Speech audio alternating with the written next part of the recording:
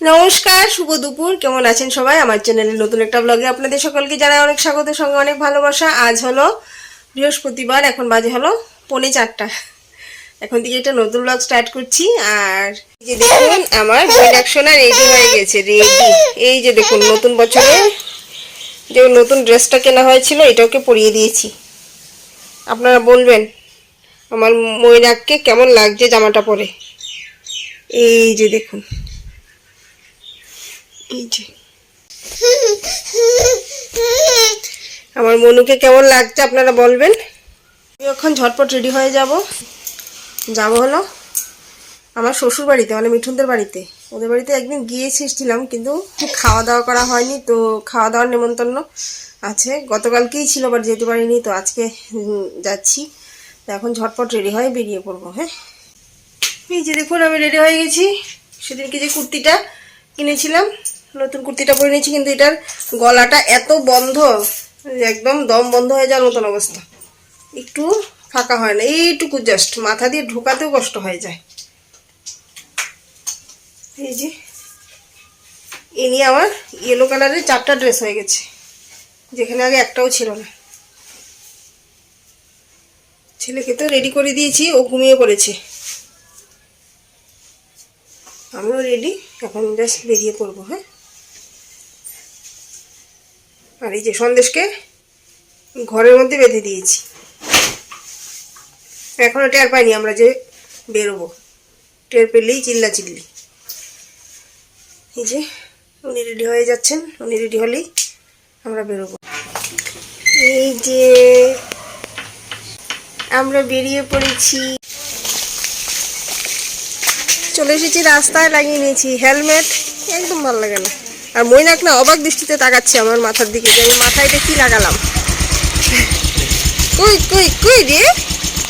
হ্যাঁ, আমরা কোথায় যাবো? দাদু বাড়ি পৌঁছে গেছি আমরা।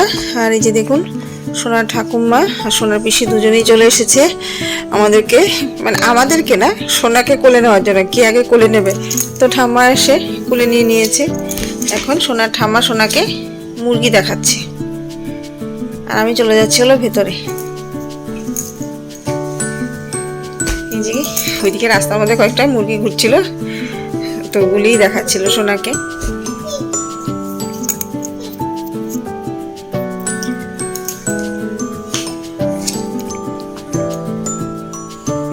আমি চলে এসেছি। আর সোনার পিসি, পিসো আর পিসতুতো বোন, মানে দিদি, ওরা আগে এসেছিল। আর এই যে দেখুন, সোনার বাবা আগেই ঢুকে বসে আছে।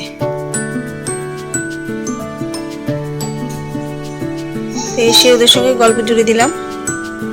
এই যে দেখুন, সোনার ঠাকুমা সোনাকে নিয়ে ভিতরে চলে এসেছে।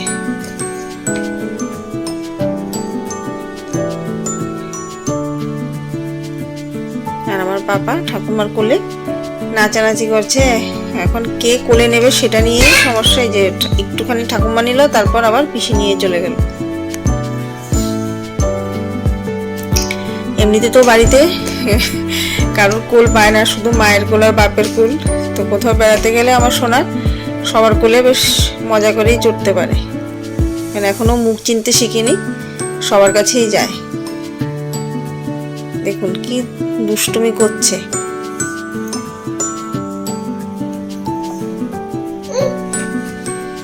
আর আমরা যখন গেছি তখন প্রায় 4:30 বেজে গেছে, আর প্রচণ্ড খিদেও পেয়ে গেছে। তো সোনা ঠাকুমা আমাদের জন্য ভাত বাড়ছিল। এই যে দেখুন, ভাত বাড়া হয়েও গেছে। আর এই হলো রান্নাঘর। এই যে আমাদের 3জনকে খাবার দিয়ে দিয়েছে। এখানে আমার নন্দাই, মিঠুন আর আমি খেতে বসে গেছি। মেনুতে ছিল হলো সাদা ভাত, কাঁকরোল ভাজা, কাঁচা লঙ্কা, লেবু, তারপর ছিল হলো মাছ। ওটা বোধ হয় কাতলা মাছ ছিল, ডাঁটা দিয়ে আলু দিয়ে পাতলা ঝোল করা হয়েছিল। আর ছিল হলো কচি পাঁঠার মাংস। অনেকদিন পর পাঁঠার মাংস খেয়েছি। আর মাটনটা না খুব নরম ছিল জানেন, একদম কচি পাঁঠার ঝোল। এই যে দেখুন, আমার একদম প্রিয় মাছের পিস। পেটি, আমি মাছের পেটি খেতেই বেশি ভালোবাসি। তারপর নিয়ে নিলাম হলো শসা।